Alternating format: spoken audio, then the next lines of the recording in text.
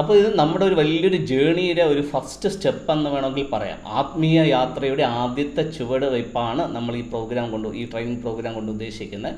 So നിങ്ങൾ തന്നെ നിങ്ങളെ പ്ലേസ് ചെയ്യേണ്ടത്, ഞാനൊരു ആത്മീയ യാത്രയിൽ ഇനി അങ്ങോട്ട് ലൈഫ് ലോങ് ഇനി ഒരു വലിയൊരു യാത്രയിലാണ്. നിങ്ങളിപ്പോൾ ഒരു മാരേജ് ലൈഫിനകത്തേക്ക് കാലെടുത്ത് വെക്കുമ്പോൾ, ഒരു ദാമ്പത്യ ജീവിതത്തിനകത്തേക്ക് കാലെടുത്ത് വെക്കുമ്പോൾ നിങ്ങളുടെ കൂടെ ഒരു പാർട്ട്ണർ ഉണ്ടാവും. ആ പാർട്ട്ണറുമായിട്ട് നിങ്ങളുടെ ജീവിത അവസാനം വരെ ഒരു യാത്രയാണ്. അതാണ് ദാമ്പത്യ ജീവിതം എന്ന് പറയുന്നത്. സോ ഇതുപോലെ ആത്മീക ജീവിതം എന്ന് പറയുന്നത് ഒരു യാത്രയാണ്. അതിനകത്ത് നിങ്ങൾക്കൊരു പാർട്ട്ണറുണ്ട്. സോ ദൈവമാണ് അവിടെ നമ്മുടെ പാർട്ട്ണറായിട്ട് വരുന്നത്. പഴയ നിയമത്തിൽ ഹാനോക്ക് ദൈവത്തോടൊപ്പം നടന്നു എന്നൊക്കെ പറയുന്നത് പോലെ ഇനി അങ്ങോട്ട് ഇന്നു മുതൽ ദൈവത്തോടൊപ്പം നടക്കാൻ 24 മണിക്കൂറും 365 ദിവസവും ഒരേ വൈബിനകത്ത് ദൈവവുമായിട്ട് കൂടെ ചേർന്ന് ജീവിക്കുന്ന ഒരു ലൈഫിൻ്റെ ആദ്യ ചുവടാണ് നമ്മളിന്ന് വെക്കുന്നത്. ഇത്രയും നാൾ അങ്ങനെ ആയിരുന്നോ എന്ന് ചോദിച്ചു കഴിഞ്ഞാൽ ഒരു പക്ഷേ പലർക്കും അങ്ങനെ ആയിരുന്നിരിക്കാം, ചിലർക്ക് അങ്ങനെ അല്ലായിരുന്നു കാണാം. പക്ഷേ കുറച്ചും കൂടെ ഇൻറ്റിമസി, ആ ഒരു തീവ്ര ബന്ധത്തിനകത്ത് ദൈവവുമായിട്ട് ചേർന്ന് നടക്കുന്ന ഒരു പ്രോഗ്രാമാണ് ഇതിനകത്ത് വരുന്നത്. ഓക്കെ, ഇത്രയും ഇൻട്രൊഡക്ഷൻ ഞാനിന്ന് ഇപ്പോൾ പറയുന്നുള്ളൂ. നമുക്കതിനകത്ത് പ്രോഗ്രാമിനകത്തേക്ക് കയറാം. ഓക്കെ, അപ്പോൾ സ്റ്റാർട്ടിങ് ഈ ഒരു വചനത്തെ വെച്ചിട്ടാണ് ഞാൻ ഈ പ്രോഗ്രാമിനെ ഡിസൈൻ ചെയ്തിരിക്കുന്നത്. യേശു പറഞ്ഞു, പിതാവാം ദൈവത്തെ ആരാധിക്കുമ്പോൾ ആത്മാവിലും സത്യത്തിലും ആരാധിക്കണം. അപ്പോൾ അവിടെ വർഷിപ്പ് അല്ലെങ്കിൽ ആരാധന എന്ന് പറയുന്നൊരു വാക്ക് വരുന്നുണ്ട്. ആ ആരാധന എന്ന് പറയുന്നത് എന്താണെന്ന് ഞാൻ കുറച്ച് കഴിഞ്ഞ് ഡിഫൈൻ ചെയ്യും. അപ്പോൾ ഈ രണ്ട് കാര്യങ്ങൾ, ആത്മാവിലും സത്യത്തിലും ദൈവത്തെ ആസ്വദിക്കുക, അറിയുക, ആരാധിക്കുക. അപ്പോൾ ഈ ഇൻട്രൊഡക്ഷൻ സെക്ഷനകത്ത് ഈ രണ്ട് കാര്യങ്ങളെ ഊന്നൽ കൊടുത്താണ് നമ്മൾ ഇൻട്രൊഡക്ഷൻ സെക്ഷൻ പോകുന്നത്. എന്താണ് ആത്മാവിൽ ദൈവത്തെ അറിയുക എന്നുള്ളത്? രണ്ട്, എന്താണ് ജീസസ് ക്രൈസ്റ്റ് ഉദ്ദേശിച്ച സത്യം? അപ്പോൾ ആത്മാവിലെ ആരാധന എന്താണ്, എങ്ങനെ അതിന് സാധ്യമാകും, എന്താണ് ജീസസ് ക്രൈസ്റ്റ് ഉദ്ദേശിച്ച സത്യം? ഈ സത്യത്തെക്കുറിച്ച് പറയുമ്പോഴത്തേക്ക് യേശു കർത്താവ് ഇത് ആ ശമരിയ സ്ത്രീയുടെ അടുത്താണ് ഈ ഒരു വാക്യം പറയുന്നത്. ഇതിൻ്റെ കണ്ടിന്യൂവേഷൻ കാണുന്നത് യേശു ക്രിസ്തുവിൻ്റെ എക്സിക്യൂഷൻ്റെ സമയത്ത് ആ പീലാത്തോസിൻ്റെ ഫ്രണ്ടിൽ നിൽക്കുമ്പോൾ സത്യത്തിന് സാക്ഷ്യം പറയാനാണ് ഞാൻ വന്നതെന്ന് ചോദിക്കുമ്പോൾ പീലാത്തോസ് ഒരു ചോദ്യം ചോദിക്കുന്നുണ്ട്, എന്താണ് സത്യം? പക്ഷേ ആ ചോദ്യം ചോദിച്ചിട്ട് പിന്നെ അതിൻ്റെ ഒരു റിപ്ലൈ കണ്ടിന്യൂറ്റി കിട്ടാത്തത് കൊണ്ട് അത് സ്കിപ്പായി പോകുന്നത് പോലെ നമുക്കവിടെ തോന്നും. യേശുവിന് അതിൻ്റെ ഒരു സത്യം എന്താണെന്ന് റിവീൽ ചെയ്ത് കൊടുക്കാൻ പീലാത്തോസിൻ്റെ മുമ്പിൽ പറ്റുന്നില്ല. മറ്റ് ചില പ്രയോറിറ്റീസ് അവിടെ വരുന്നതുകൊണ്ട് അതങ്ങനെ സ്കിപ്പായി പോവാം. അപ്പോൾ ശരിക്കും ജീസസിൻ്റെ വായിൽ നിന്ന് എന്താണ് സത്യം എന്നുള്ളതിന് ആധികാരികതയോടുകൂടെ ഒരു ഉത്തരം പറഞ്ഞതായിട്ട് ബൈബിൾ പറയുന്നില്ല. പക്ഷേ നമ്മൾ ഈ ട്രെയിനിങ് പ്രോഗ്രാമിനകത്ത് ജീസസ് ഉദ്ദേശിച്ച സത്യം എന്താണെന്ന് അറിയാൻ ശ്രമിക്കുകയാണ്. അപ്പോൾ രണ്ട് കാര്യങ്ങൾ ഇതിനകത്ത് കവറാകും. ഒന്ന്, എങ്ങനെയാണ്, എന്തിനു വേണ്ടിയാണ് ആത്മാവിൽ ദൈവവുമായിട്ട് ബന്ധപ്പെടേണ്ടത്. രണ്ട്, യേശു കർത്താവ് ഉദ്ദേശിച്ച സത്യം എന്താണ്. അപ്പോൾ ഇന്ന് നമുക്ക് ആ ആത്മാവിലെ ചില കാര്യങ്ങൾ മനസ്സിലാക്കാൻ വേണ്ടിയിട്ട് വേറൊരു ഡയറക്ഷനിൽ നമുക്ക് തുടങ്ങാം. ഓക്കെ, പൊതുവെ നമ്മൾ ബൈബിളിനകത്ത് കാണുന്ന ഒരു കാര്യമാണ്, മനുഷ്യന് 3 ഘടകങ്ങളുണ്ട്: ദേഹം, ദേഹി, ആത്മാവ്. ശരീരവും സോളും സ്പിരിറ്റും. അപ്പോൾ ബോഡി, സോൾ ആൻഡ് സ്പിരിറ്റ് എന്ന് പറഞ്ഞ് 3 ഘടകങ്ങൾ. അപ്പോൾ ഇതുവരെ നമ്മൾ മനസ്സിലാക്കാത്ത മറ്റൊരു കാര്യം എന്താണെന്ന് ചോദിച്ചു കഴിഞ്ഞാൽ, എന്തിനാണ് മനുഷ്യന് ദൈവം ശരീരം കൊടുത്തത്? What is the purpose? Body കൊണ്ട് മനുഷ്യൻ്റെ ശരീരത്തിൻ്റെ ശരിക്കുമുള്ള പർപ്പസ് എന്താണെന്ന് ചോദിച്ചു കഴിഞ്ഞാൽ, ഒരു ദൈവത്തിൻ്റെ ആംഗിളിൽ നിന്ന് ചിന്തിക്കുകയാണെന്നുണ്ടെങ്കിൽ ഇങ്ങനെ നമുക്ക് പറയാൻ പറ്റും. ശരീരം എന്ന് പറയുന്നത് ദൈവത്തിൻ്റെ സൃഷ്ടികളെ, പ്രപഞ്ചത്തെ ആസ്വദിക്കുവാനും അറിയുവാനുമാണ് മനുഷ്യൻ്റെ ശരീരം. ഒന്നുകൂടെ, ഈ പ്രപഞ്ചത്തെ, ദൈവത്തിൻ്റെ സൃഷ്ടിയായിട്ടുള്ള പ്രപഞ്ചത്തെ അറിയുവാനും ആസ്വദിക്കുവാനുമാണ് നമ്മുടെ ശരീരം. അപ്പോൾ പ്രപഞ്ചം എന്ന് പറയുമ്പോൾ പ്രപഞ്ചം ആ മുഴുവൻ സൃഷ്ടിയുമുണ്ട്, ആ സൃഷ്ടിക്കകത്തുള്ള വിവിധ ഘടകങ്ങളുമുണ്ട്. ഇതിനെല്ലാം ആസ്വദിക്കണമെങ്കിൽ നമുക്ക് ശരീരം വേണം. അതുകൊണ്ട് തന്നെ ഈ പ്രപഞ്ചത്തിനകത്തുള്ള 5 ഘടകങ്ങൾ വെച്ചിട്ടാണ് നമ്മുടെ ശരീരത്തെ ദൈവം സൃഷ്ടിച്ചിരിക്കുന്നത്. അതിനെ നമ്മൾ പഞ്ചഭൂതങ്ങളെന്ന് പറയും. ഈ പഞ്ചഭൂതങ്ങളെ കൊണ്ട് തന്നെ, അല്ലെങ്കിൽ ഈ പ്രപഞ്ചത്തിനകത്ത് ബേസിക്കായിട്ട് കിടക്കുന്ന 5 ഘടകങ്ങളെ വെച്ചിട്ടാണ്, അല്ലെങ്കിൽ പ്രപഞ്ചത്തിൻ്റെ നിലനിൽപ്പായിട്ടുള്ള 5 ഘടകങ്ങളെ വെച്ചിട്ടാണ് മനുഷ്യൻ്റെ ശരീരത്തെ ദൈവം നിർമ്മിച്ചിരിക്കുന്നത്. അപ്പോൾ പ്രപഞ്ചത്തിൽ നിന്ന് പ്രപഞ്ചത്തിന് വേണ്ടി പ്രപഞ്ചത്തെ ഉൾക്കൊണ്ട് ആസ്വദിക്കുവാനായിട്ടാണ് ശരീരം. ഇനി അതിൻ്റെ കൂടെ ചേർത്ത് ചിന്തിക്കേണ്ട മറ്റൊരു ഘടകം കൂടെ എന്താണെന്ന് ചോദിച്ചു കഴിഞ്ഞാൽ, ഉൽപ്പത്തി പുസ്തകത്തിൽ ആദ്യത്തെ അധ്യായത്തിൽ വായിക്കുമ്പോൾ നമുക്ക് മനസ്സിലാകും എന്തിനു വേണ്ടിയിട്ടാണ് മനുഷ്യനെ സൃഷ്ടിച്ചിരിക്കുന്നത്. അത് ദൈവത്തിൻ്റെ എല്ലാ സൃഷ്ടികളെയും ഈ പ്രപഞ്ചത്തെ പരിപാലിക്കുവാനും വാഴുവാനും നിയന്ത്രിക്കുവാനും, ഈ പ്രപഞ്ചത്തിനകത്ത് എന്തൊക്കെ പോരായ്മകളുണ്ടോ അതിനെയെല്ലാം പോരായ്മകളെ മാറ്റുവാനും, എന്തെങ്കിലുമൊക്കെ പ്രശ്നങ്ങളുണ്ടെങ്കിൽ അതിനെ പരിഹരിക്കാനും, മൊത്തത്തിൽ ഈ പ്രപഞ്ചത്തെ നിയന്ത്രിക്കാനായാണ് മനുഷ്യനെ ദൈവം സൃഷ്ടിച്ചിരിക്കുന്നത്. സോ മനുഷ്യൻ്റെ ശരീരം അതിന് വേണ്ടിയിട്ടാണ്. ഓക്കെ, ഞാനിപ്പോൾ അത് അവിടെ വെച്ചിട്ട് ഞാൻ കട്ട് ചെയ്യുന്നു. ബാക്കി കാര്യം നമ്മുടെ ട്രെയിനിങ് പ്രോഗ്രാം മുമ്പോട്ട് പോകുമ്പോഴത്തേക്ക് നമുക്ക് കൂടുതൽ ഡെപ്തിലേക്ക് പോകാം.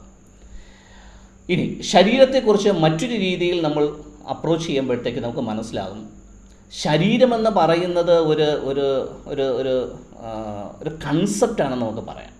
നമ്മുടെ ശരീരം എവിടെയാണെന്ന് ചോദിച്ചു കഴിഞ്ഞാൽ നമുക്ക് ഇങ്ങനെയൊക്കെ പറയാമെന്നുണ്ടെങ്കിലും ശരീരമെന്ന് പറയുന്നത് ഒരു കളക്റ്റീവായിട്ടുള്ളൊരു കാര്യമാണ്, അതൊരു കൺസെപ്റ്റാണ്.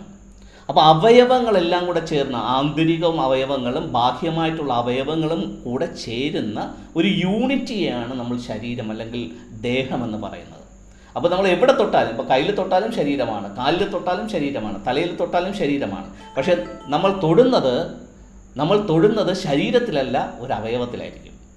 ശരീരം എവിടെയാണെന്ന് ചോദിക്കുമ്പോഴത്തേക്ക് നമ്മൾ തൊട്ട് കാണിക്കുന്ന ഒരു അവയവത്തിലേ നമുക്ക് തൊട്ട് കാണിക്കാൻ പറ്റത്തുള്ളൂ, ഫുൾ ബോഡിയിൽ നമുക്ക് തൊടാൻ പറ്റത്തില്ല. സോ എല്ലാ അവയവങ്ങളും കൂടെ ചേരുന്ന ഒരു കളക്റ്റീവായിട്ടുള്ള ഒരു യൂണിറ്റിയാണ് അല്ലെങ്കിൽ എൻറ്റിറ്റിയാണ് ശരീരം എന്നുള്ളത് കൊണ്ട് നമ്മൾ ഉദ്ദേശിക്കുന്നത്. ഓക്കെ, ഇനി നമുക്ക് എന്താണ് സോൾ എന്നുള്ളതിനെ കുറിച്ചിട്ട് ഒരു ചെറിയൊരു കാര്യം നമുക്ക് ചിന്തിക്കാം. സോൾ എന്ന് പറയുന്നത് ഇതുപോലെ കളക്റ്റീവായിട്ടുള്ള കുറച്ച് കാര്യങ്ങൾ ചേർന്നതാണ് സോൾ, ദേഹി എന്ന് പറയുന്നത്. അതിനകത്ത് എന്തൊക്കെ വരുമെന്ന് ചോദിച്ചു കഴിഞ്ഞാൽ, നമ്മളിപ്പോൾ ശരീരത്തെക്കുറിച്ച് പറയുമ്പോൾ കൈ, കാല്, ചെവി, മൂക്ക്, നാക്ക് എല്ലാം കൂടെ ചേരുന്നതാണ് ശരീരം എന്ന് പറയുന്നത് പോലെ, എന്താണ് സോൾ, ദേഹി എന്ന് ചോദിച്ചു കഴിഞ്ഞാൽ നമുക്ക് പറയാൻ പറ്റും നമ്മുടെ മനസ്സ്, നമ്മുടെ ഇമോഷൻസ്, നമ്മുടെ ഇച്ഛ, നമ്മുടെ ഓർമ്മ, നമ്മുടെ ചിന്തകൾ, നമ്മുടെ ആഗ്രഹങ്ങൾ.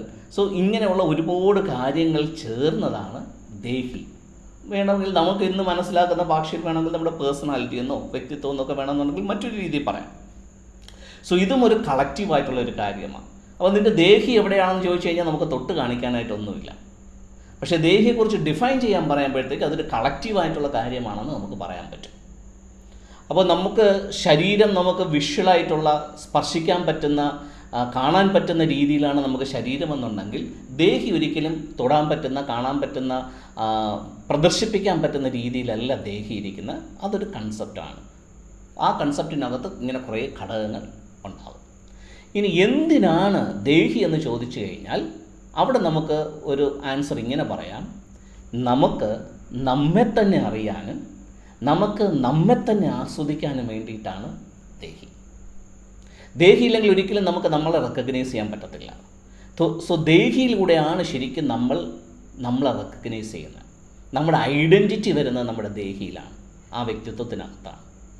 അപ്പോൾ നമുക്ക് നമ്മളെ ആസ്വദിക്കണമെന്നുണ്ടെങ്കിൽ, നമ്മളെ അറിയണമെന്നുണ്ടെങ്കിൽ ഈ ദേഹിയാണ് നമ്മൾ ആരാണെന്നുള്ളത് റിവീൽ ചെയ്യുന്നത്. ഫൈൻ. ഇനി ഞാൻ ബോഡിയും സോളിനെയും കുറിച്ച് ഇങ്ങനെ നമുക്ക് വേണമെന്നുണ്ടെങ്കിൽ ഒന്ന് കൺക്ലൂഡ് ചെയ്യാനായിട്ട് ഇങ്ങനെ പറയാം. ഇന്നയോളം നമുക്ക് നമ്മുടെ ശരീരം ഉപയോഗിച്ച് ദൈവം ഉണ്ടാക്കി വെച്ച പ്രപഞ്ചത്തെയും പ്രപഞ്ച സത്യങ്ങളെയും പ്രപഞ്ചത്തിനകത്തുള്ള കാര്യങ്ങളെയും ആസ്വദിക്കാൻ പറ്റിയിട്ടില്ല എങ്കിൽ നമ്മൾ ഇന്ന് വരെ പ്രോപ്പറായിട്ട് ജീവിച്ചില്ല, അല്ലെങ്കിൽ ദൈവത്തിൻ്റെ വ്യൂ പോയിന്റിൽ നമ്മൾ ഇതുവരെ ജീവിച്ചില്ല എന്ന് പറയാം. അപ്പോൾ ശരിക്കും ഈ ശരീരം പ്രപഞ്ചത്തിന് വേണ്ടിയിട്ടും നമ്മൾ പ്രപഞ്ചത്തിനായിട്ടുമാണ്. അപ്പോൾ നമ്മളൊന്ന് റീതിങ്ക് ചെയ്യേണ്ട സമയമാണ്. ദൈവം ആഗ്രഹിക്കുന്ന രീതിയിൽ തന്നെയാണോ ഞാൻ ഇന്നേ വരെ ജീവിച്ചിരിക്കുന്നത്? ശരിക്കും എനിക്ക് പ്രപഞ്ചത്തെ ഇന്നയോളം ആസ്വദിക്കാൻ പറ്റിയിട്ടുണ്ടോ? പ്രപഞ്ചത്തിൻ്റെ ഓരോ മൊമെൻറ്റിനെയും എനിക്ക് ആസ്വദിക്കാൻ പറ്റിയിട്ടുണ്ടോ? എനിക്ക് ഈ പ്രപഞ്ചത്തെ നിയന്ത്രിക്കാൻ പറ്റിയിട്ടുണ്ടോ? പ്രപഞ്ചത്തെ ശരിയായ രീതിയിൽ ഒരു ദൈവത്തിൻ്റെ പെർസ്പെക്റ്റീവിൽ എനിക്ക് വീക്ഷിക്കാൻ പറ്റിയിട്ടുണ്ടോ? സോ ഇല്ലെന്നുണ്ടെങ്കിൽ നമ്മൾ ഇന്ന് തൊട്ട് റീതിങ്ക് ചെയ്യണം. എന്നാലേ നമ്മുടെ ശരീരം, ഇത്രയും പ്രീഷ്യസ് ആയിട്ടുള്ള ശരീരം ദൈവം നമുക്ക് നൽകിയത് കൊണ്ടുള്ള അർത്ഥം അല്ലെങ്കിൽ അതിൻ്റെ ഫലവത്ത് ആകത്തുള്ളൂ. ഇതുപോലെ തന്നെ നമ്മൾ ദേഹിയെക്കുറിച്ചൊന്ന് ചിന്തിക്കുക, ഒന്ന് വിലയിരുത്തുക. എനിക്ക് എന്നെ ആസ്വദിക്കാൻ പറ്റിയിട്ടുണ്ടോ? എൻ്റെ ഇത്രയും വർഷത്തെ ജീവിതത്തിനകത്ത്, മേ ബി 40 50 അല്ലെങ്കിൽ 35 എത്ര വർഷം ഞാൻ ഇവിടെ ജീവിച്ചപ്പോഴും എനിക്ക് ശരിക്കും എന്നെ ഒന്ന് അറിയാനായിട്ട് പറ്റിയിട്ടുണ്ടോ? ഞാൻ ആരാ? Who am I? എനിക്ക് എന്നെ ഒന്ന് വിലയിരുത്താൻ പറ്റിയിട്ടുണ്ടോ? എനിക്ക് എന്നെ ഒന്ന് ശരിക്കും എനിക്ക് എന്നോട് തന്നെ ഒരു സന്തോഷം, സ്നേഹം തോന്നിയിട്ടുണ്ടോ? എനിക്ക് ശരിക്കും ഒന്ന് എന്നെ ആസ്വദിക്കാൻ പറ്റിയിട്ടുണ്ടോ? അതോ ഞാൻ മറ്റാർക്ക് വേണ്ടിയിട്ടോ ഒക്കെ ജീവിച്ച് എൻ്റെ ജീവിതത്തെ അങ്ങ് തീർക്കുവാണോ? എന്തൊക്കെയോ ഉത്തരവാദിത്വങ്ങളും കടമകളും തീർക്കാൻ വേണ്ടി ഞാൻ എന്നെ തന്നെ ഉപയോഗിച്ചുകൊണ്ടിരിക്കുവാണോ? ഒന്ന് റീതിങ്ക് ചെയ്യാൻ സമയമായി. നമ്മൾ നമുക്ക് വേണ്ടിയിട്ട് ജീവിക്കുന്നില്ല എങ്കിൽ, നമുക്ക് നമ്മളെ ആസ്വദിക്കാൻ പറ്റുന്നില്ല എന്നുണ്ടെങ്കിൽ, ദൈവം ആഗ്രഹിക്കുന്ന രീതിയിലുള്ള ഒരു ജീവിതക്രമത്തിലേക്ക് ഞാൻ വന്നിട്ടില്ല എന്ന് തന്നെ പറയേണ്ടി വരും. സോ ഇന്നൊരു വിലയിരുത്തലിൻ്റെ സമയം കൂടെ ആകട്ടെ. എൻ്റെ ശരീരത്തിൻ്റെ ഫങ്ഷനാലിറ്റി ദൈവം ആഗ്രഹിക്കുന്ന രീതിയിൽ നിവർത്തിക്കുന്നുണ്ടോ? അറ്റ്ലീസ്റ്റ് ഒരു 60% എങ്കിലും, 100% ചിലപ്പോൾ പറ്റിയെത്തിരിക്കത്തില്ല. സോ അതുപോലെ എൻ്റെ വ്യക്തിത്വം, എൻ്റെ ദേഹി ദൈവം ആഗ്രഹിക്കുന്ന രീതിയിൽ ഒരു 50 to 60% എങ്കിലും ഫങ്ഷനിങ് ആണ്. ഇല്ലെന്നുണ്ടെങ്കിൽ ഈ ഒരു ട്രെയിനിങ് പ്രോഗ്രാം നിങ്ങൾ അതിനെ ക്യാപ്പബിൾ ആക്കും. ദൈവത്തിൻ്റെ പെർസ്പെക്റ്റീവിൽ അത് ഫങ്ഷൻ ചെയ്യാൻ വേണ്ടിയിട്ട് അത് ക്യാപ്പബിൾ ആകട്ടെ. ഓക്കെ, ഇനി അടുത്ത കാര്യത്തിലേക്ക് നമുക്ക് പോകാം. നമ്മുടെ ദേഹി ശരിക്കും വർക്ക് ചെയ്യുന്നത് പഞ്ചേന്ദ്രിയങ്ങളിലൂടെയാണ്. നമ്മുടെ ശരീരം വർക്ക് ചെയ്യുന്നത് പഞ്ചഭൂതങ്ങളിലൂടെ എന്ന് പറഞ്ഞതുപോലെ നമ്മുടെ ദേഹി ശരിക്കും ഫങ്ഷൻ ചെയ്യുന്നത് പഞ്ചേന്ദ്രിയങ്ങളിലൂടെയാണ്. ദേഹി രൂപപ്പെടുന്നതും പഞ്ചേന്ദ്രിയങ്ങളിലൂടെയാണ്. പക്ഷെ ഇവിടെയുള്ള ചെറിയൊരു ഒരു ഒരു ഒരു ഫണ്ണി ആയിട്ടുള്ള കാര്യം എന്താണെന്ന് ചോദിച്ചു കഴിഞ്ഞാൽ, ഈ പഞ്ചേന്ദ്രിയങ്ങളെല്ലാം സ്ഥിതി ചെയ്യുന്നത് ശരീരത്തിലാണ്. പഞ്ചേന്ദ്രിയങ്ങൾ സ്ഥിതി ചെയ്യുന്നത് ശരീരത്തിൽ, ദേഹത്തിലാണെങ്കിലും നമ്മുടെ ദേഹി രൂപപ്പെട്ടിരിക്കുന്നത് ഈ പഞ്ചേന്ദ്രിയങ്ങളിലൂടെ ലഭിക്കുന്ന ഇൻഫർമേഷൻസ്, അറിവ് വെച്ചിട്ടാണ്. അപ്പോൾ ശരീരത്തിൻ്റെ ഭാഗമായ പഞ്ചേന്ദ്രിയങ്ങൾ നൽകുന്ന ഇൻഫർമേഷനെ പ്രോസസ്സ് ചെയ്യുന്നത് ദേഹിയാണ്. അങ്ങനെ കിട്ടുന്ന ഇൻഫർമേഷനെ പ്രോസസ്സ് ചെയ്തിട്ടാണ് ഈ ദേഹി ഡെവലപ്ഡ് ആയിരിക്കുന്നത്. നമുക്കൊരു ചെറിയൊരു ഉദാഹരണം നോക്കുകയാണെന്നുണ്ടെങ്കിൽ, ഞാനിപ്പോൾ സംസാരിക്കുന്നു. അപ്പോൾ നിങ്ങൾ എന്നെ കാണുകയും ചെയ്യുന്നുണ്ട്, നിങ്ങൾ എന്നെ കേൾക്കുകയും ചെയ്യുന്നുണ്ട്.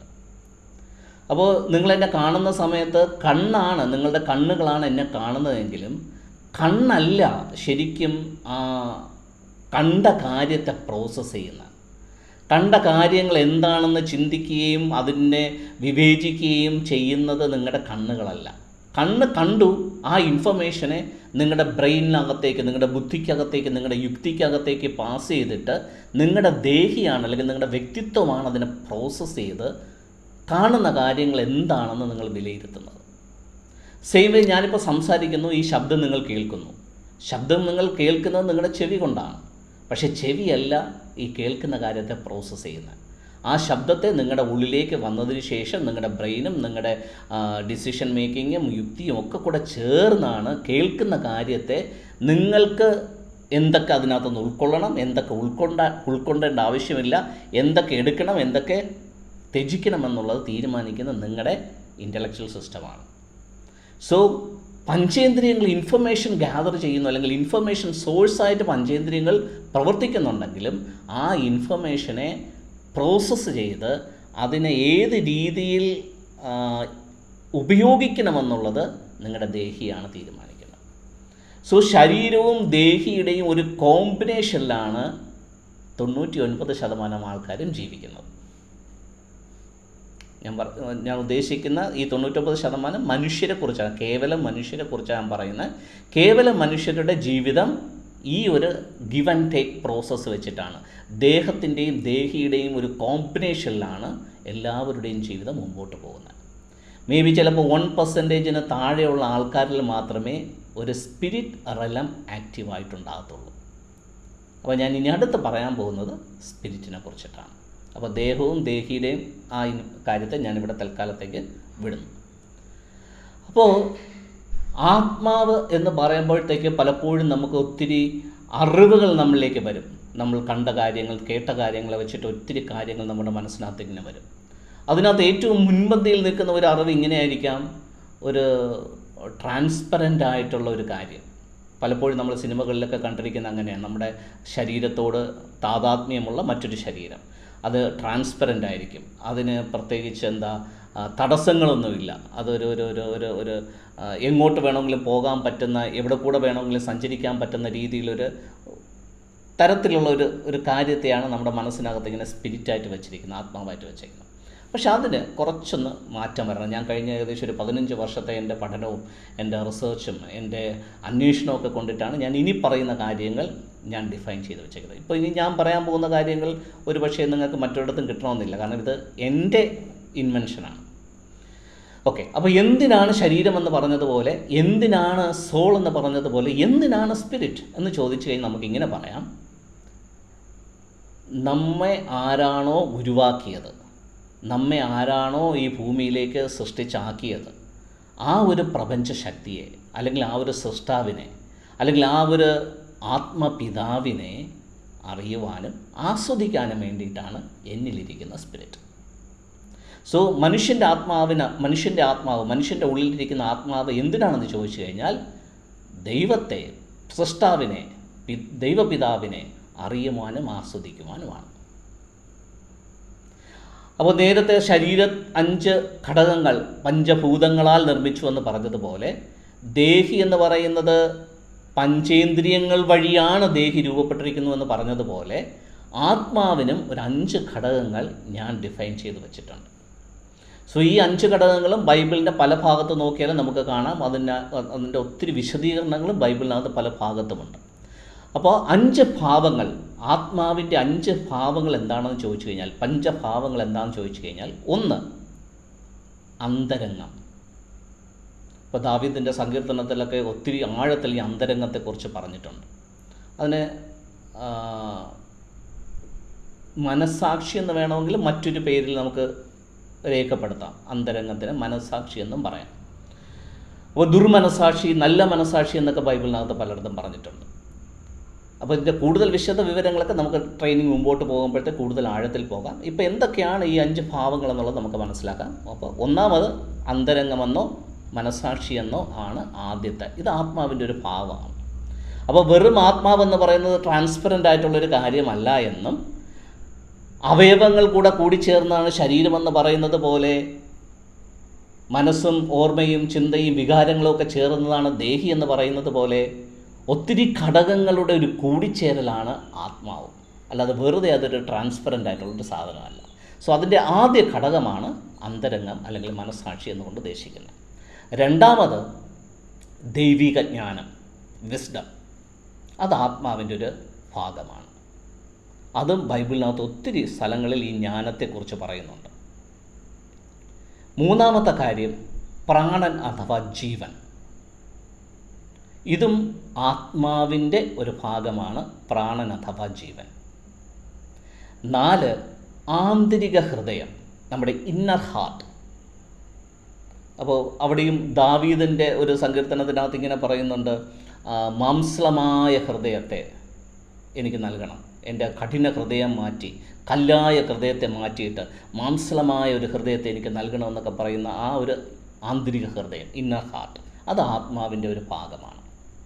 5 അവബോധം, അല്ലെങ്കിൽ എൻലൈറ്റ്മെൻറ്റ് എന്ന് വേണമെങ്കിൽ നമുക്കതിനെ മറ്റൊരു രീതിയിൽ പറയാം. എൻലൈറ്റ്മെൻറ്റ്, അവബോധം, അല്ലെങ്കിൽ ആത്മബോധം എന്ന് വേണമെങ്കിലും പറയാം. അവബോധം, ആത്മബോധം, എൻലൈറ്റ്മെൻറ്റ് എന്നൊക്കെ പറയാം. സോ ഇതും ആത്മാവിൻ്റെ ഒരു ഭാഗമാണ്. സോ മേജറായിട്ട് നമ്മുടെ ഈ ട്രെയിനിങ് പ്രോഗ്രാമിനകത്ത് ഈ 5 ഘടകങ്ങളെ ബേസ് ചെയ്തിട്ടാണ് ഈ ട്രെയിനിങ് പ്രോഗ്രാം മുന്നോട്ട് പോകുന്നത്. അന്തരംഗം, ജ്ഞാനം, പ്രാണൻ, ആന്തരിക ഹൃദയം, അവബോധം അഥവാ എൻലൈറ്റ്മെൻറ്റ്, ആത്മബോധം എന്ന് പറയും. സോ ഈ 5 കാര്യങ്ങളും ആക്റ്റീവായി കഴിഞ്ഞാൽ നമ്മൾ ഉദ്ദേശിക്കുന്ന ഒരു ദൈവിക ആസ്വാദനം, ദൈവിക അനുഭൂതി നമുക്ക് ഉണ്ടാക്കിയെടുക്കാൻ പറ്റും. ഇത് ആക്റ്റീവ് ആകാത്തിടത്തോളം കാലം നമുക്കൊരു പ്രോപ്പറായിട്ടുള്ളൊരു ദൈവിക ആസ്വാദനം നമുക്ക് ഉണ്ടാക്കാൻ പറ്റത്തില്ല. ഇപ്പം നമ്മൾ നേരത്തെ ശരീരത്തെക്കുറിച്ച് പറഞ്ഞപ്പോൾ, ശരീരത്തിന് പല രീതിയിലുള്ള അനുഭൂതികളുണ്ട്, ആസ്വാദനങ്ങളുണ്ട്. പല മേഖലയിലും ശരീരത്തിന് ആസ്വാദനമുണ്ട്. പലതിനും ശരീരത്തെ അങ്ങനെ ആക്റ്റീവാക്കി എടുത്താൽ മാത്രമേ ശരീരത്തിന് അത് ആസ്വദിക്കാൻ പറ്റത്തുള്ളൂ. സെയിം വേ നമ്മുടെ ദേഹിക്കകത്തും ഇതുപോലെ പല തരത്തിലുള്ള ആസ്വാദനങ്ങളുണ്ട്. നമുക്കിപ്പോൾ ഒരു പാട്ട് കേൾക്കുമ്പോൾ ആസ്വദിക്കണമെന്നുണ്ടെങ്കിൽ പാട്ടിനെക്കുറിച്ച് നമുക്ക് എന്തെങ്കിലുമൊക്കെ അറിയായിരിക്കണം. നമ്മളൊരു നല്ല മനോഹരമായൊരു പടം കാണുമ്പോൾ, ഒരു ചിത്രം വരച്ചിരിക്കുന്ന കാണുമ്പോൾ അതിനെ നമുക്ക് ആസ്വദിക്കണമെന്നുണ്ടെങ്കിൽ അതിനെക്കുറിച്ച് നമുക്കൊരു ഇൻഫർമേഷൻ വേണം. അങ്ങനെ മനസ്സിൻ്റെ ചില കാര്യങ്ങളെ നമുക്ക് ആക്റ്റീവാക്കി എടുത്താൽ മാത്രമേ ചില ആസ്വാദനങ്ങൾ നമുക്ക് മനസ്സിനകത്ത് കൊണ്ടുവരാൻ പറ്റത്തുള്ളൂ. സെയിം വേ ദൈവിക ആസ്വാദനത്തിനകത്തും ചില കാര്യങ്ങൾ നമ്മൾ ആക്റ്റീവാക്കിയാലേ നമുക്കതിൻ്റെ ആസ്വാദനം പൂർണ്ണമാകത്തുള്ളൂ. ചിലപ്പോൾ ഭാഗികമായിട്ടുള്ള രീതിയിലുള്ള ആസ്വാദനമൊക്കെ നമുക്ക് കിട്ടുന്നുണ്ടാകാം. ഓക്കെ, ഇനി അടുത്തൊരു കാര്യം കൂടി ഇതിൻ്റെ കൂടെ ചേർത്ത് മനസ്സിലാക്കേണ്ടത്, ശരീരത്തിനകത്തുള്ള എന്ത് ആസ്വാദനം വേണമെന്നുണ്ടെങ്കിലും ദേഹിയുടെ സഹകരണമില്ലാതെ ശരീരത്തിൻ്റെ ഒരു ആസ്വാദനവും പൂർണ്ണമാകത്തില്ല. അപ്പോൾ ശരീരത്തിൻ്റെ ആസ്വാദനത്തിന് ദേഹിയുടെ കോൺട്രിബ്യൂഷൻ വളരെ നിർണായകമാണ്. സെയിം വേ ആത്മീകമായിട്ടുള്ള ആത്മാവിലെ ആസ്വാദനത്തിനകത്തും ദേഹിക്ക് നിർണായകമായ ഘടകമുണ്ട്. ദേഹിയുടെ സഹകരണവും ദേഹിയുടെ പ്രോപ്പറായിട്ടുള്ള ഫങ്ഷനിങ്ങും ഇല്ലാതെ ആത്മീകതയിലുള്ള ഒരു ആസ്വാദനവും പൂർണ്ണതയിൽ നമുക്ക് കിട്ടത്തില്ല. അപ്പോൾ ഇവിടെ ഏറ്റവും കൂടുതൽ ഇമ്പോർട്ടൻസ് ദേഹിയുടെ രൂപാന്തരീകരണമാണ്. ദേഹിയുടെ രൂപാന്തരീകരണം ശക്തമല്ലെങ്കിൽ, അത് സംഭവിക്കുന്നില്ല എന്നുണ്ടെങ്കിൽ ആത്മീയ ആസ്വാദനം ആർക്കും അനുഭവവേദ്യമാകത്തില്ല. അപ്പോൾ പലർക്കും 99% ആൾക്കാർക്കും ആത്മീകമായിട്ടുള്ള അനുഭവങ്ങളും ആസ്വാദനങ്ങളും ഉണ്ടാകാത്തത് എന്തേ എന്ന് ചോദിച്ചു കഴിഞ്ഞാൽ, നമ്മുടെ ദേഹിയെ ആ രീതിയിൽ പരിപോഷിപ്പിക്കുകയോ ഒരു സെക്കൻഡ് ഓക്കെ. സോ പലപ്പോഴും നമ്മുടെ ആ ഒരു ആസ്വാദനം, ആത്മാവിലെ ആസ്വാദനം, ദൈവിക ആസ്വാദനം സാധ്യമാകാതിരിക്കുന്നത് നമ്മുടെ ദേഹിയുടെ പ്രോപ്പറായിട്ടുള്ള ട്രാൻസ്ഫോർമേഷൻ നടക്കാത്തത് കൊണ്ടാണ്, അല്ലെങ്കിൽ ദേഹി അത്തരത്തിൽ നമ്മൾ ട്രെയിൻ ചെയ്യാത്തത് കൊണ്ടാണ്, അല്ലെങ്കിൽ ദേഹിയിലേക്ക് അത്തരത്തിൽ പ്രോപ്പറായിട്ടുള്ള ഇൻഫർമേഷൻ കൊടുത്ത് അതിനെ ഇക്വിപ്പ് ചെയ്യാത്തത് കൊണ്ടാണ് ദൈവിക ആസ്വാദനം ആത്മാവിൽ പലപ്പോഴും കിട്ടാതിരിക്കുന്നത്. അപ്പോൾ ജീസസ് ക്രൈസ്റ്റിൻ്റെ 3.5 വർഷത്തെ മിനിസ്ട്രി, അല്ലെങ്കിൽ ശ്രീബുദ്ധൻ്റെ പ്രവർത്തനങ്ങൾ, ഇങ്ങനെയുള്ള ആത്മീക ഗുരുക്കന്മാരുടെ ഉത്തരവാദിത്വം എന്തായിരുന്നു എന്ന് ചോദിച്ചു കഴിഞ്ഞാൽ, അവരുടെ കൂടെ കണക്റ്റഡായി നിൽക്കുന്ന ശിഷ്യഗണങ്ങളെ അവരുടെ ദേഹിയെ രൂപാന്തരീകരണത്തിലേക്ക് കൊണ്ടുവന്നിട്ട് ആത്മീയ ആസ്വാദനം അവർക്ക് നൽകുക എന്നുള്ളതായിരുന്നു ഈ ഗുരുക്കന്മാരെല്ലാം ചെയ്തത്. സോ ഒരു ഗുരു ശിഷ്യ ബന്ധത്തിനകത്ത്, അല്ലെങ്കിൽ ഒരു ട്രെയിനിങ് പ്രോഗ്രാമിനകത്തുകൂടെ മാത്രമേ നമുക്ക് ആത്മീയ അനുഭവങ്ങളെ ഒരു വ്യക്തിയിൽ അതിൻ്റെ പൂർണ്ണതയിൽ എത്തിക്കാൻ പറ്റത്തുള്ളൂ. സോ പുതിയ നിയമത്തിനകത്ത് ഉടനീളം നിങ്ങൾ നോക്കുകയാണെന്നുണ്ടെങ്കിൽ അവിടെ ഒരു വ്യക്തിയിലൂടെയാണ് ഈ ആക്ടിവേഷൻ നടത്തിയതെന്ന് നമുക്ക് കാണാൻ പറ്റും. ജീസസ് ക്രൈസ്റ്റിൽ പോലും ഒരു ആക്ടിവേഷൻ സംഭവിച്ചത് യോഹന്നാൻ സ്നാപകനിലൂടെയാണ്. പൗലൂസിൽ സംഭവിച്ചത് അനന്യാസിലൂടെയാണ്. കൊർന്നല്യോസിന് സംഭവിച്ചത് പത്രോസിലൂടെയാണ്. 12 ശിഷ്യന്മാരിൽ സംഭവിച്ചത് ജീസസ് ക്രൈസ്റ്റിലൂടെയാണ്. എത്യോപ്യയിലെ ഷണ്ണന് സംഭവിച്ചത് ഫിലിപ്പോസിലൂടെയാണ്. കാരാഗ്രഹ പ്രമാണിക്ക് സംഭവിച്ചത് പൗലോസിലൂടെയാണ്. സോ ഇങ്ങനെ പുതിയ നിയമത്തിനകത്ത് വ്യക്തികളോ സമൂഹത്തിനകത്തേക്കോ എന്തെങ്കിലും ദൈവിക ആസ്വാദനം ഉണ്ടായിട്ടുണ്ട് എന്ന് നമ്മൾ കാണുകയാണെങ്കിൽ അതിൻ്റെ പിന്നിൽ ദൈവം ഉപയോഗിച്ച ഒരു ദൈവപുരുഷനും ഉണ്ടാകും. സോ ഒരു വ്യക്തിയാണ് ശരിക്കും ദൈവം ഈ ഒരു ആക്ടിവേഷന് വേണ്ടിയിട്ട്, ഈ ഒരു ട്രെയിനിങ് പ്രോഗ്രാമിന് ചുക്കാൻ പിടിക്കുന്ന, അല്ലെങ്കിൽ ശരിക്കും അതിൻ്റെ നിയോഗം കൊടുക്കുന്നത് ഒരു വ്യക്തിയിലൂടെ ആയിരിക്കും. സോ ഇത്രയും കാര്യങ്ങൾ വെച്ചിട്ടാണ് ഇനി അടുത്ത 1-2 കാര്യങ്ങൾ ഞാൻ പറയാൻ പോകുന്നത്. ഓക്കെ,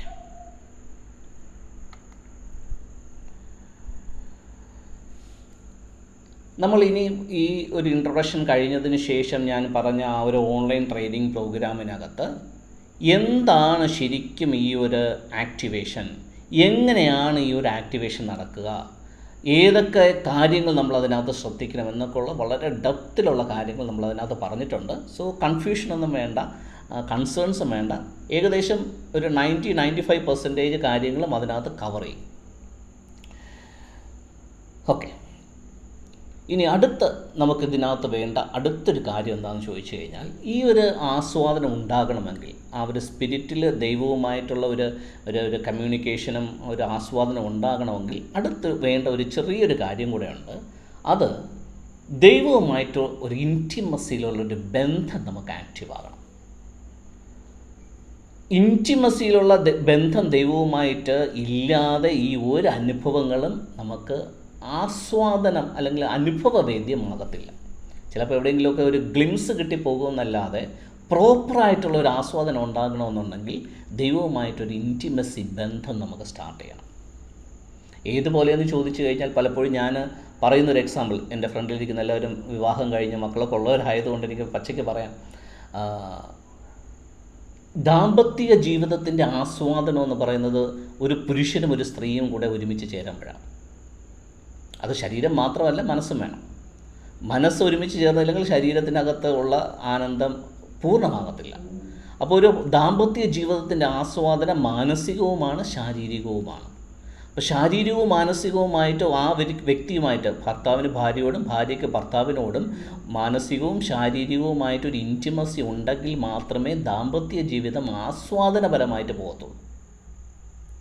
ഈ ഇൻറ്റിമസിയിൽ ഗ്യാപ്പ് ഉണ്ടാകും തോറും ദാമ്പത്യ ജീവിതത്തിൻ്റെ ആസ്വാദനം കുറയും. സോ ദാമ്പത്യ ജീവിതത്തിൻ്റെ ആസ്വാദനത്തിൻ്റെ ശരിക്കുമുള്ള കീ പോയിൻ്റ് എവിടെയാണെന്ന് ചോദിച്ചു കഴിഞ്ഞാൽ രണ്ട് വ്യക്തികൾ തമ്മിലുള്ള ഇൻറ്റിമസിയാണ്. സെയിം വേ സ്പിരിറ്റും തമ്മിലുള്ള ആസ്വാദനമാണ് ആത്മീയ ജീവിതത്തിൽ വരുന്നത്. ദാമ്പത്യ ജീവിതത്തിനകത്ത് ഒരു പുരുഷനും സ്ത്രീയുമാണെങ്കിൽ ആത്മീയ ജീവിതത്തിനകത്തേക്ക് വരുമ്പോൾ ദൈവവും നമ്മളും തമ്മിലാണ്, സൃഷ്ടികർത്താവും മനുഷ്യനും തമ്മിലാണ്.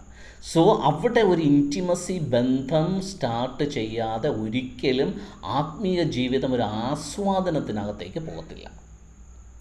സോ ഈ ഇൻറ്റിമസി ബന്ധത്തിനെ കുറച്ചുകൂടെ ഡെപ്തിലേക്ക് കൊണ്ടുപോകാനായിട്ട് ഈ ട്രെയിനിങ് പ്രോഗ്രാം നിങ്ങളെ സഹായിക്കും. അപ്പോൾ ഏത് രീതിയിലുള്ള ഇൻറ്റിമസി അവിടെ വേണ്ടത്? ദാമ്പത്യ ജീവിതത്തിനകത്താണെങ്കിൽ ഭാര്യ-ഭർതൃ ബന്ധമാണ്. അപ്പോൾ ദൈവവും നമ്മളും തമ്മിലുള്ള ബന്ധമെന്ന് പറയുന്നത് ഒരു പിതാപുത്ര ബന്ധമാണ്. അപ്പോൾ ദൈവം എന്ന് പറയുന്നത്, സൃഷ്ടികർത്താവ് എന്ന് പറയുന്നത് ഫാദർ പിതാവായിട്ടും നമ്മൾ ഒരു സണ്ണായിട്ടും പുത്രൻ്റെ ഭാഗത്ത് നിന്ന് ഉള്ള ഒരു ഇൻറ്റിമസിയാണ് ആത്മീയ ജീവിതത്തിനകത്ത് നമുക്ക് വേണ്ടത്. അപ്പോൾ എന്തുകൊണ്ട് പിതാപുത്ര ബന്ധം അത് മറ്റൊരു ബന്ധമായിക്കൂടെ എന്ന് ചോദിക്കുകയാണെങ്കിൽ, പിതാപുത്ര ബന്ധം വയ്ക്കാൻ കാരണം നമ്മുടെ സ്പിരിറ്റ് ആ ദൈവത്തിൻ്റെ ഭാഗമാണ്. നമ്മുടെ സ്പിരിറ്റ് ഉണ്ടായിരിക്കുന്നത്, അല്ലെങ്കിൽ നമ്മുടെ മനുഷ്യാത്മാവ് ഉണ്ടായിരിക്കുന്നത് ദൈവാത്മാവിൽ നിന്നായതുകൊണ്ട്, സോഴ്സ് അവിടെ നിന്നായതുകൊണ്ട്, അത് സൃഷ്ടാവായതുകൊണ്ടാണ് നമ്മൾ അദ്ദേഹത്തെ പിതാവെന്ന് വിളിക്കുന്നത്. സോ ഞാൻ ഉണ്ടാകാനായിട്ടുള്ള റീസൺ ദൈവമാണ്. ദൈവത്തിൻ്റെ സ്പിരിറ്റിൻ്റെ ഭാഗമാണ് എൻ്റെ സ്പിരിറ്റ്. ഇത് എക്സ്പ്ലെയിൻ ചെയ്യാനായിട്ട് പലപ്പോഴും ഈ യുക്തിപരമായിട്ട് ചിന്തിക്കുന്ന ആൾക്കാർക്ക് കുറച്ചുകൂടെ മനസ്സിലാകാൻ വേണ്ടി ഞാനൊരു കാര്യം ഇങ്ങനെ പറയാറുണ്ട്. ഈ ഭൂമി മുഴുവൻ നിറഞ്ഞു നിൽക്കുന്ന ഒരു 12-14 കിലോമീറ്റർ ചുറ്റളവിൽ ഡെൻസിറ്റി ആയിട്ട് നിറഞ്ഞു നിൽക്കുന്ന ഒരു അന്തരീക്ഷമുണ്ട്, അറ്റ്മോസ്ഫിയർ. ഇതിനകത്ത് മുഴുവൻ വായുവുണ്ട്, പലതരത്തിലുള്ള വായുവുണ്ട്. അതിലൊന്നാണ് ഓക്സിജൻ. സോ ഈ അന്തരീക്ഷം നിറഞ്ഞു നിൽക്കുന്ന ഓക്സിജനകത്ത് നിന്നാണ് നമ്മുടെ ഉള്ളിലേക്ക് ഒരു ഓക്സിജൻ്റെ ഒരു പ്രവാഹം ഉണ്ടാകുന്നത്. സോ എപ്പോഴും നമ്മുടെ ഉള്ളിൽ ഓക്സിജൻ ഉണ്ടെങ്കിൽ മാത്രമേ നമ്മുടെ ജീവനെ നമുക്ക് നിലനിർത്താൻ പറ്റത്തുള്ളൂ. അതുകൊണ്ടാണ് നമ്മളതിനെ പ്രാണവായു എന്ന് പറയുന്നത്. നമ്മുടെ പ്രാണനെ നിലനിർത്താനായിട്ട് പ്രപഞ്ചത്തിനകത്ത്, പ്രകൃതിക്കകത്തുണ്ടാകുന്ന ഒരു വാതകമാണ്, ഒരു വായുവാണ് ഓക്സിജൻ. സോ ഓക്സിജൻ എപ്പോഴും ഇരിക്കുന്നത് പുറമെയാണ്. ആ പുറമേ ഇരിക്കുന്ന ഓക്സിജൻ്റെ ഒരു ഭാഗമാണ് ഞാൻ എപ്പോഴും എൻ്റെ ശരീരത്തിനകത്തേക്ക് ആഗിരണം ചെയ്തുകൊണ്ടിരിക്കുന്നത്. സോ സെയിം വേ പുറമേയുള്ള ഒരു ജീവചൈതന്യമാണ് ഈ പ്രപഞ്ചം മുഴുവൻ. അങ്ങനെയാണ് പറഞ്ഞിരിക്കുന്നത്, അല്ലേ? ബൈബിൾ പറയുന്നതും വേദങ്ങൾ പറയുന്നതും അങ്ങനെയാണ്. ഈ പ്രപഞ്ചം മുഴുവൻ നിറഞ്ഞു നിൽക്കുന്ന സർവ്വവ്യാപിയായ ഒരു ശക്തിയാണ് ദൈവമെന്ന് പറയുന്നത്. അപ്പോൾ ദൈവത്തെ നമുക്കൊന്നിലും ലിമിറ്റ് ചെയ്യാൻ പറ്റത്തില്ല. ഈ പ്രപഞ്ചത്തിന് എന്തോരം വിസ്തൃതിയുണ്ടോ അത്രയും നിറഞ്ഞു നിൽക്കുന്ന ഒരു ജീവചൈതന്യമാണ്. അതുകൊണ്ടാണ് പലപ്പോഴും ഹൈന്ദവ മതത്തിനകത്ത് ഇങ്ങനെയൊക്കെ പറയുന്നത്, തൂണിലും തുരുമ്പിലും ഒക്കെ, പുല്ലിലും പുൽക്കൊടിയിലും ഒക്കെ ആ ദൈവത്തിൻ്റെ ചൈതന്യമുണ്ട് എന്ന് പറയുന്നത്. കാരണം ഒരിടത്ത് നിന്ന് പോലും ആ ദൈവത്തിൻ്റെ ചൈതന്യത്തെ മാറ്റി നിർത്താൻ പറ്റത്തില്ല. അതുകൊണ്ടാണ് സങ്കീർത്തനക്കാരനാണെന്ന് തോന്നുന്നു ഇങ്ങനെ പറഞ്ഞിരിക്കുന്നത്, അതോ എനിക്ക് കറക്റ്റ് ആ പോർഷൻ എനിക്ക് ഓർമ്മ വരുന്നില്ല, സമുദ്രത്തിൻ്റെ അടിത്തട്ടിൽ ചെന്നാലും നീ അവിടെയുണ്ട്, ഏത് സ്ഥലത്ത് പോയി നിന്നാലും നിൻ്റെ സാന്നിധ്യം അവിടെയുണ്ട്, നിൻ്റെ സാന്നിധ്യം ഇല്ലാത്തൊരു സ്ഥലമില്ല. സോ അത് സർവ്വപ്രപഞ്ചവും നിറഞ്ഞിരിക്കുന്നത് കൊണ്ടാണ് അങ്ങനെ പറയാൻ കാരണം. സോ ഈ ഭൂമിക്ക് ചുറ്റും അന്തരീക്ഷ മണ്ഡലത്തിനകത്ത്, വായുമണ്ഡലത്തിനകത്ത് ഓക്സിജൻ നിറഞ്ഞിരിക്കുന്നത് പോലെ, അത് എന്നിൻ്റെ ഉള്ളിലും ഇരിക്കുന്നത് പോലെ, ഈ സർവ്വപ്രപഞ്ചത്തിനകത്ത് നിറഞ്ഞു നിൽക്കുന്ന ജീവചൈതന്യത്തിൻ്റെ ഒരു അംശമാണ് എൻ്റെ ഉള്ളിലിരിക്കുന്ന ആത്മാവ്. സോ ആ ആത്മാവിൻ്റെ ഭാഗം എന്നിൽ നൽകപ്പെട്ടത് ആ സോഴ്സിൽ നിന്നായതുകൊണ്ട് ആ സോഴ്സിനെ നമ്മൾ പിതാവ്, അപ്പൻ എന്ന് വിളിക്കും. സോ ഈ ഒരു അപ്പനും നമ്മളും തമ്മിലുള്ള ആ ഒരു ലയനത്തിൻ്റെ ഇൻറ്റിമസിയുടെ തോത് വർദ്ധിക്കും തോറും നമുക്ക് ആസ്വാദനം കൂടും. ഓക്കെ, ഞാനത് മനസ്സിലാക്കാൻ വേണ്ടിയിട്ട് വീണ്ടും ഓക്സിജനിലേക്ക് വരാം. ഓക്സിജനാണ് എൻ്റെ ജീവനെ നിലനിർത്തുന്നു എന്നുള്ളത് എപ്പോഴോ കുഞ്ഞു ക്ലാസ്സുകളിൽ നമ്മളിങ്ങനെ പഠിച്ചു പോയത് ഒരു വേഗമായിട്ടൊരു അറിവായിട്ട് അകത്ത് കിടപ്പുണ്ടെങ്കിലും അതിൻ്റെ കുറച്ചുകൂടെ ഞാൻ ഡെവലപ്പ് ചെയ്യാനായിട്ട് ശ്രമിക്കുമ്പോൾ ആ ഓക്സിജൻ്റെ പൊട്ടൻസി എന്താ, ഓക്സിജൻ എന്താണ് എൻ്റെ ഉള്ളിൽ ചെയ്യുന്നത്, ഓക്സിജൻ എൻ്റെ ഉള്ളിന് എന്തൊക്കെ ബെനിഫിറ്റാണ് എനിക്ക് നൽകുന്നത്, ഓക്സിജൻ ഇല്ലെങ്കിൽ എന്തൊക്കെ പ്രശ്നങ്ങളുണ്ടാകും എന്ന് ഞാൻ ഓക്സിജനെക്കുറിച്ച് നല്ല രീതിയിൽ മനസ്സിലാക്കുമ്പോഴാണ് ഓക്സിജനെ സംരക്ഷിക്കണമെന്ന് എനിക്ക് തോന്നുന്നത്. ശരിക്കും ഓക്സിജൻ്റെ പൊട്ടൻസി എന്താണെന്ന് മനസ്സിലാവണമെങ്കിൽ എനിക്കൊരു ശ്വാസം മുട്ട് വരണം, അല്ലെങ്കിൽ ഒരു വെൻറ്റിലേറ്ററിൽ ആ മാസ്കൊക്കെ വെച്ച് ഞാനൊന്ന് കിടക്കേണ്ട അവസ്ഥ വരണം. എന്നാലേ ഓക്സിജൻ്റെ ശരിക്കുമുള്ള വാല്യൂ എന്താണെന്ന്, അതിൻ്റെ ശരിക്കുമുള്ള ആ ഒരു പവർ എന്താണെന്ന് എനിക്ക് മനസ്സിലാകത്തുള്ളൂ. അങ്ങനെ ഒരു അവസ്ഥ വന്ന ഒരു വ്യക്തിക്ക് ഓക്സിജനെ സംരക്ഷിക്കുന്നതിനെക്കുറിച്ച് ചിന്തിക്കേണ്ടി വരും. അപ്പോൾ നമ്മളിങ്ങനെ പടക്കം പൊട്ടിച്ചും കാർബൺ മോണോക്സൈഡ് ഇങ്ങനെ വെച്ചും കാർബൺ ഡയോക്സൈഡ് ഇങ്ങനെ പുറപ്പെടുവിക്കുന്ന കാര്യങ്ങളൊക്കെ നമ്മൾ മിനിമൈസ് ചെയ്യും. പ്ലാസ്റ്റിക്കൊക്കെ കത്തിക്കുന്നത് നമ്മൾ കുറയ്ക്കും, മരങ്ങളെ വെട്ടിമുറിക്കുന്നത് നമ്മൾ കുറയ്ക്കും, കൂടുതൽ മരങ്ങളും പച്ചിലകളൊക്കെ വെച്ച് പിടിപ്പിക്കാനായിട്ട് നമുക്ക് ശ്രമിക്കും. കാര്യം എന്താ, ഓക്സിജൻ്റെ വില നമുക്ക് മനസ്സിലായി. അപ്പോൾ ഓക്സിജനെ നിലനിർത്താനായിട്ട് സംരക്ഷിക്കാനായിട്ടുള്ള കാര്യങ്ങൾ നമ്മുടെ ഭാഗത്തുനിന്നുണ്ടാകും. അപ്പോൾ അറിയും തോറുമാണ് നമ്മളൊരു കാര്യത്തെ സംരക്ഷിക്കാനായിട്ട് അതിൻ്റെ വാല്യൂ മനസ്സിലാക്കാനായിട്ട് ശ്രമിക്കുന്നത്. സെയിം വേ ദൈവവുമായിട്ടുള്ള ആ ലയനത്തിനകത്ത് ആ ഇൻറ്റിമസി വർദ്ധിക്കും തോറും നമുക്ക് ആ ദൈവിക ആസ്വാദനത്തിൻ്റെ തോത് വർദ്ധിച്ചുകൊണ്ടേയിരിക്കും. സോ അത് നമ്മൾ ഈ ഒരു സെക്ഷനകത്ത്, ഈ ട്രെയിനിങ്ങിനകത്ത് നമ്മൾ ഉടനീളം ആ ഒരു ഇൻറ്റിമസി വർദ്ധിപ്പിക്കാനായിട്ടുള്ള കാര്യങ്ങൾ നമ്മൾ പ്രാക്ടീസ് ചെയ്യും. അപ്പോൾ ആ ഇൻറ്റിമസി എന്ന് പറയുന്നത് ഈ ഒരു ബന്ധത്തിൽ നിന്നാണ് തുടങ്ങുന്നത്. ഏത് ബന്ധം? പിതാപുത്ര ബന്ധം. ദൈവത്തെ അപ്പനായിട്ടും ഞാൻ പുത്രനായിട്ടുമുള്ള ആ ഒരു തീവ്രമായ ബന്ധത്തിൻ്റെ അണ്ടർസ്റ്റാൻഡിങ്ങിനകത്താണ് ഈ ട്രെയിനിങ് പ്രോഗ്രാം മുന്നോട്ട് പോകാൻ പോകുന്നത്. ഓക്കെ, അപ്പോൾ അങ്ങനെ ദൈവവുമായിട്ടുള്ള ഇൻറ്റിമസി വർദ്ധിപ്പിക്കുമ്പോൾ ആരോ പറഞ്ഞു കേട്ട അറിവിലുള്ള ദൈവത്തിൻ്റെ കാര്യങ്ങളൊക്കെ എന്നിൽ നിന്ന് കൊഴിയാൻ തുടങ്ങും. അപ്പോൾ എൻ്റെ അപ്പൻ പറഞ്ഞ ദൈവത്തെക്കുറിച്ചുള്ള അറിവ്, എൻ്റെ അമ്മ പറഞ്ഞ ദൈവത്തെക്കുറിച്ചുള്ള അറിവ്, എൻ്റെ മതം പറഞ്ഞ ദൈവത്തെക്കുറിച്ചുള്ള അറിവ്, അങ്ങനെ ആരൊക്കെയോ പറഞ്ഞ് കേട്ട അറിവ് എന്നിൽ നിന്ന് കുറയാൻ തുടങ്ങും. എവിടെ നിന്നൊക്കെയോ ഞാൻ പ്രസംഗത്തിലൂടെ കേട്ട അറിവ് എന്നിൽ നിന്ന് കുറയാൻ തുടങ്ങും. എവിടെ നിന്നൊക്കെയോ വായിച്ച് മനസ്സിലാക്കിയ ദൈവത്തെക്കുറിച്ചുള്ള അറിവ് എന്നിൽ നിന്ന് കുറയാൻ തുടങ്ങും. പകരം എനിക്ക് തന്നെ എൻ്റെ ഉള്ളിൽ തന്നെ രൂപപ്പെടുന്ന ആ ഒരു ബന്ധത്തിൽ നിന്നുള്ള ആ കാര്യം ആസ്വാദനം എന്നിൽ വർദ്ധിക്കാൻ തുടങ്ങും. ഇപ്പോൾ ഒരു ഉദാഹരണം പറയുവാണെന്നുണ്ടെങ്കിൽ, നമ്മൾ മാനുഷിക രീതിയിൽ ചിന്തിച്ചു കഴിഞ്ഞാൽ, ഇപ്പോൾ നമ്മുടെ പാർട്ടി ഏതോ ആകട്ടെ, നമ്മുടെ ഇന്ത്യൻ പ്രധാനമന്ത്രി എന്ന് പറയുന്ന വ്യക്തി, നരേന്ദ്രമോദി എന്ന് പറയുന്ന വ്യക്തിയെക്കുറിച്ച് നമുക്കിപ്പോൾ ഉള്ള അറിവെന്ന് പറയുന്നത് കണ്ടറിവും കേട്ടറിവും മാത്രമേ ഉള്ളൂ. അദ്ദേഹം പ്രസംഗിക്കുന്നതോ സംസാരിക്കുന്നതോ ഒക്കെ നമ്മൾ കേട്ടിട്ടുണ്ട്. ആരൊക്കെയോ അദ്ദേഹത്തെക്കുറിച്ച് പറയുന്നത് നമ്മൾ കേട്ടിട്ടുണ്ട്. വാർത്താമാധ്യമങ്ങളിലൂടെയും സോഷ്യൽ മീഡിയസിലൊക്കെ വരുന്ന കാര്യങ്ങൾ നമ്മൾ വായിച്ച് മനസ്സിലാക്കിയിട്ടുണ്ട്. സോ നരേന്ദ്രമോദിയെക്കുറിച്ച് നമുക്കറിയാമോ? യെസ്, അറിയാം. എങ്ങനെ അറിയാം? കേട്ടറിവും കണ്ടറിവും ഉണ്ട്. പക്ഷേ അദ്ദേഹവുമായിട്ട് എന്തെങ്കിലും ഒരു ഇൻറ്റിമസി ബന്ധമുണ്ടോ? അദ്ദേഹത്തിൻ്റെ അടുത്ത് പോയി നിന്ന് ഒരു മീറ്റർ അകലെയെങ്കിലും നിന്നിട്ടുണ്ടോ? നോ. അപ്പോൾ അദ്ദേഹത്തെ ശരിക്കും ഒരു ഇൻറ്റിമസിയിലുള്ള ഒരു പേഴ്സണൽ റിലേഷൻഷിപ്പിനകത്ത് അദ്ദേഹത്തെ അറിയാമോ എന്ന് ചോദിച്ചു കഴിഞ്ഞാൽ അങ്ങോട്ടുമില്ല ഇങ്ങോട്ടുമില്ല. ബട്ട് അദ്ദേഹത്തെക്കുറിച്ച് എന്തെങ്കിലുമൊക്കെ ചോദിച്ചു കഴിഞ്ഞാൽ നമുക്ക് പറയാൻ പറ്റും. സോ സെയിം വേ ദൈവത്തെക്കുറിച്ച് നമുക്ക് ഒരുപാട് കാര്യങ്ങൾ അറിയാം. എങ്ങനെ അറിയാം? കേട്ടത്, കണ്ടത്, വായിച്ചത്, അങ്ങനെ അറിവിൽ ദൈവത്തെക്കുറിച്ച് എന്തൊക്കെയോ എൻ്റെ തലയ്ക്കകത്തിരിപ്പുണ്ട്. പക്ഷേ ദൈവവുമായിട്ട് എനിക്കൊരു പേഴ്സണൽ റിലേഷൻഷിപ്പ് എന്നയോളം ഉണ്ടോ? ഒരു പ്രാവശ്യമെങ്കിലും ദൈവത്തെ ഞാൻ കേട്ടിട്ടുണ്ടോ? ദൈവം എന്നോട് മിണ്ടിയിട്ടുണ്ടോ? അങ്ങനെ ചോദിക്കുകയാണെങ്കിൽ പലപ്പോഴും ഇല്ല എന്ന് പറയേണ്ടി വരും. സോ ഇവിടെ നമ്മളെ എനേബിൾ ആക്കാൻ പോകുന്നത് ദൈവത്തെ ശരിക്കും ഇൻറ്റിമസിയിൽ പേഴ്സണലി എനിക്ക് മനസ്സിലാക്കാൻ പറ്റണം, എനിക്ക് അനുഭവിക്കാൻ പറ്റണം. ആരോ പറഞ്ഞു കേട്ട ദൈവത്തെയല്ല. അബ്രഹാമിൻ്റെ ദൈവത്തെ എനിക്ക് വേണ്ട, ഇസഹാക്കിൻ്റെ ദൈവത്തെയും എനിക്ക് വേണ്ട, യാക്കോബിൻ്റെ ദൈവത്തെയും എനിക്ക് വേണ്ട, ജീസസ് അപ്പ എന്ന് വിളിച്ച ദൈവത്തെയും എനിക്ക് വേണ്ട. എനിക്ക് വെളിപ്പെടുന്ന, എനിക്ക് അനുഭവവേദ്യമാകുന്ന, എനിക്ക് ആസ്വാദനമാകുന്ന, ആ പേഴ്സണലി എനിക്ക് കിട്ടുന്ന ഒരു ദൈവത്തെ എനിക്ക് വേണം. അതിനാണ് ഈ ഒരു ട്രെയിനിങ് പ്രോഗ്രാം. അപ്പോൾ വീണ്ടും നിങ്ങളുടെ ചിന്തയിലേക്ക്, നിങ്ങളുടെ മെമ്മറിയിലേക്ക്, നിങ്ങളുടെ ബ്രെയിനിലേക്ക് കുറേ ഇൻഫർമേഷൻ തരുന്നൊരു ട്രെയിനിങ് പ്രോഗ്രാമിന് അല്ല നമ്മൾ മുതിരാൻ പോകുന്നത്. നിങ്ങളുടെ ലൈഫിനകത്തേക്ക് പ്രാക്ടിക്കലി ആക്റ്റീവായി ആസ്വാദനത്തിലൂടെ അനുഭവിക്കാൻ പോകുന്ന ഒരു ദൈവത്തെയും അങ്ങനെ ഒരു ആത്മീയതയുമാണ് നമ്മൾ ഈ ട്രെയിനിങ് പ്രോഗ്രാമിനകത്ത് ഫോക്കസ് ചെയ്ത് കൊണ്ടുവരാൻ പോകുന്നത്. അപ്പോൾ പൂർണ്ണമായിട്ടും നിങ്ങളുടെ വാഞ്ചയും സഹകരണവും നിങ്ങളുടെ പൂർണ്ണമായ നിങ്ങളുടെ സബ്മിഷൻ ഉണ്ടെങ്കിൽ മാത്രമേ അത് പോസിബിൾ ആവത്തുള്ളൂ. സോ ദയവ് ചെയ്ത് ഈ ഒരു ട്രെയിനിങ് പ്രോഗ്രാമിനെ മറ്റൊരു ഇൻഫർമേഷൻ സോഴ്സായിട്ട് കാണാതിരിക്കുക.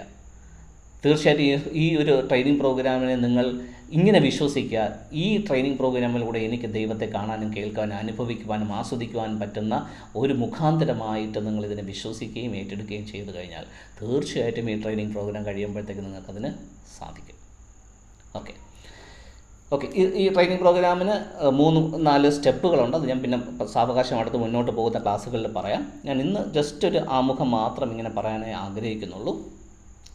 സോ ഇന്നു മുതൽ നിങ്ങൾ ഈ ചിന്ത മനസ്സിലേക്ക് കൊണ്ടുവരിക. ദൈവത്തെ അറിയുവാനും ആസ്വദിക്കുവാനും ആ ഒരു ഇൻറ്റിമസി നിലനിർത്തുവാനുമായിട്ട് പള്ളിയിൽ പോകേണ്ട ആവശ്യമില്ല, മോസ്കിൽ പോകേണ്ട ആവശ്യമില്ല, അമ്പലത്തിൽ പോകേണ്ട ആവശ്യമില്ല. ആ സ്ഥലങ്ങളിലല്ല ദൈവം ഇരിക്കുന്നത്. ദൈവം ഇരിക്കുന്നത് എൻ്റെ ഉള്ളിലാണ്. എൻ്റെ ഉള്ളിലിരിക്കുന്ന ദൈവത്തെയാണ്, അല്ലെങ്കിൽ എൻ്റെ മനുഷ്യാത്മാവിലൂടെയാണ് ഞാൻ ദൈവാത്മാവിനെ അറിയാൻ പോകുന്നത്. അതിനുവേണ്ടി ഉപാധികൾ ആവശ്യമില്ല, ഒരു ഉപാധിയും ആവശ്യമില്ല. അതിനുവേണ്ടി ഒരു പാസ്റ്റർ വേണ്ട, അച്ഛൻ വേണ്ട, പൂജാരി വേണ്ട, ഒരു മുസ്ലിയാർ വേണ്ട, വേറെ ആരും വേണ്ട. നിങ്ങളെ അതിന് എനേബിൾ ചെയ്യാനായിട്ട് ദൈവം ആഗ്രഹിക്കുന്ന ഒരു വ്യക്തി നിങ്ങളെ അതിന് സജ്ജമാക്കും. ആ വ്യക്തിയുടെ പർപ്പസ് എന്ന് പറയുന്നത് ആ വ്യക്തി ചെയ്തതെന്ന് വെച്ചാൽ നിങ്ങളതിനെ സഹായിക്കും, അത്രയേ ഉള്ളൂ. ബാക്കി കാര്യങ്ങളെല്ലാം ചെയ്യുന്നത് നമ്മൾ വ്യക്തിപരമായി തന്നെയാണ്. ഇല്ല, നിങ്ങളുടെ കല്യാണം നടത്തി തരാനായിട്ട് ചില വ്യക്തികൾ നിങ്ങളെ സഹായിക്കുന്നുണ്ട്. ചിലപ്പോൾ നിങ്ങളുടെ അപ്പൻ സഹായിക്കും, നിങ്ങളുടെ അമ്മ സഹായിക്കാം, അല്ലെങ്കിൽ ബന്ധുക്കളായിരിക്കാം, അല്ലെങ്കിൽ ഒരു ബ്രോക്കറായിരിക്കാം. ഒരു കല്യാണം നടത്താനായിട്ട് നിങ്ങളെ ഒരു വ്യക്തി ചിലപ്പോൾ സഹായിക്കും. ഈവൻ ഒരു ലവ് മാരേജ് ആണെങ്കിൽ പോലും ആ ഒരു ലവ് മാരേജ് ഒരു കല്യാണത്തിനകത്തേക്ക് അല്ലെങ്കിൽ ഒരു ലൈഫ് സ്റ്റാർട്ട് ചെയ്യാൻ വേണ്ടി നിങ്ങളുടെ കൂട്ടുകാർ ആരെങ്കിലുമൊക്കെ നിങ്ങളെ സഹായിക്കും. സോ സെയിം വേ ഒരു ആത്മീയ ജീവിതം തുടങ്ങാനായിട്ട് നിങ്ങളെ ഒരു പ്രോപ്പറായിട്ട് ഹെൽപ്പ് ചെയ്യുന്ന ദൈവം നിങ്ങളിലേക്ക് അപ്പോയിൻറ്റ് ചെയ്യുന്ന ഒരു വ്യക്തിയുടെ സഹായത്തോടു കൂടെ നിങ്ങൾ അതിനെ ആക്റ്റീവ് ആക്കുന്നുവെന്ന് മാത്രമേ ഉള്ളൂ. ഓക്കെ, സോ ഞാനിങ്ങനെ ഇന്നത്തെ സെക്ഷനെ കൺക്ലൂഡ് ചെയ്യാനായിട്ട് ആഗ്രഹിക്കുന്നു. ദൈവം നമ്മളെക്കുറിച്ച് ആഗ്രഹിക്കുന്നത് നമ്മിൽ ദൈവം വെച്ച മനുഷ്യാത്മാവിലൂടെ ദൈവാത്മാവിനെ അറിയുവാനും ആസ്വദിക്കുവാനുമാണ്. അത് ഒരു സ്വകാര്യതയാണ്, അതൊരു പബ്ലിക് ഈവൻ്റ് അല്ല. അപ്പോൾ സ്വകാര്യതയിൽ തന്നെ ആത്മീയത ആസ്വദിക്കുവാനും അനുഭവിക്കുവാനും നിങ്ങളെ കർത്താവ് സഹായിക്കട്ടെ. തുടർന്നുള്ള സെക്ഷൻ അതിന് നിങ്ങളെ കർത്താവ് സജ്ജമാക്കട്ടെ എന്ന് ആത്മാർത്ഥമായി നിങ്ങൾക്ക് വേണ്ടിയിട്ട് ഞാൻ പ്രാർത്ഥിക്കുകയും ബ്ലസ് ചെയ്യുകയും ചെയ്യുന്നു. വീണ്ടും നമുക്ക് അടുത്ത ദിവസം നാളെ വൈകുന്നേരം 9 മണിക്ക് നമുക്ക് കാണാം. നാളെ നമുക്ക് അടുത്ത ക്ലാസ് എന്നാണെന്ന് നിങ്ങളുടെ കൺവീനിയൻസ് കൂടെ നോക്കിയതിന് ശേഷം നമുക്ക് നിശ്ചയിക്കാം. ഓക്കെ, അപ്പോൾ C U tomorrow 9 PM sharp. Good night, bless you.